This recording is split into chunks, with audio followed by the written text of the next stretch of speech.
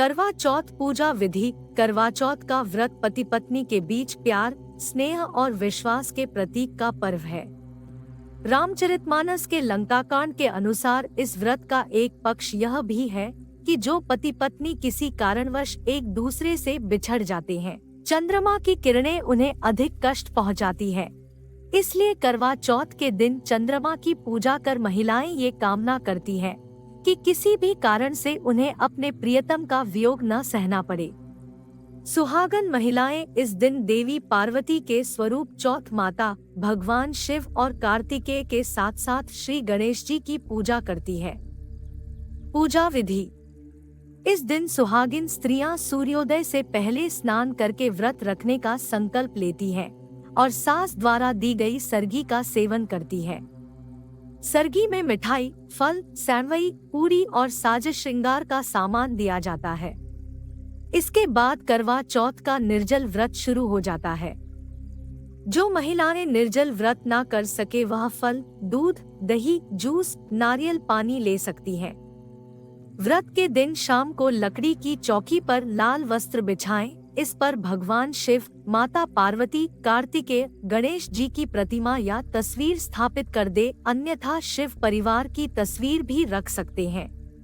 एक लोटे में जल भरकर उसके ऊपर श्रीफल रखकर कलावा बांध दे व दूसरा मिट्टी का टोंटीदार कुल्हड़, करवा लेकर उसमें जल भरकर व ढक्कन में शक्कर भर दे। उसके ऊपर दक्षिणा रखे, रोली से करवे पर स्वास्तिक बनाएं। इसके बाद धूप, दीप, अक्षत व पुष्प चढ़ाकर भगवान का पूजन करें। पूजा के उपरांत भक्तिपूर्वक हाथ में गेहूं के दाने लेकर चौथ माता की कथा का श्रवण या वाचन करें। तत्पश्चात रात्रि में चंद्रमा के उदय होने पर चंद्रदेव को अर्घ्य देकर बड़ों का आशीर्वाद लें। व्रत की कथा। प्राचीन काल में एक साहूकार के 7 लड़के और एक लड़की थी। एक बार कार्तिक मास के कृष्ण पक्ष की चतुर्थी तिथि को सेठानी सहित उसकी 7 बहुएं और उसकी बेटी ने भी करवा चौथ का व्रत रखा।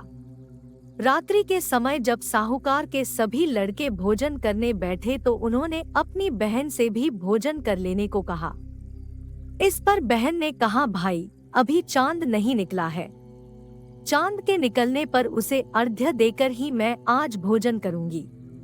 साहूकार के बेटे अपनी बहन से बहुत प्रेम करते थे।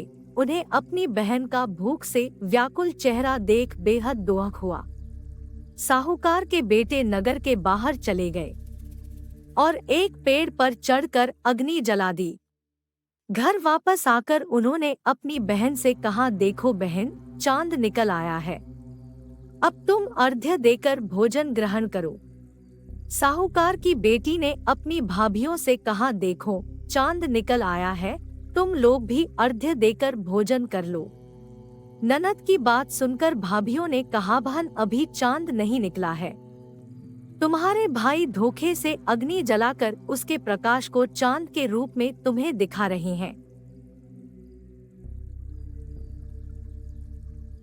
साहूकार की बेटी अपनी भाभियों की बात को अनसुनी करते हुए भाइयों द्वारा दिखाए गए चांद को अर्घ्य देकर भोजन कर लिया।